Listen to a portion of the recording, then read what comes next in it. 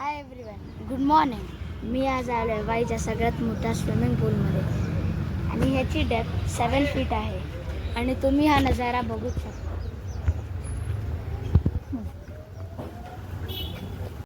Come on, let's go. आता मी swimming पूलमध्ये चाललो आहे.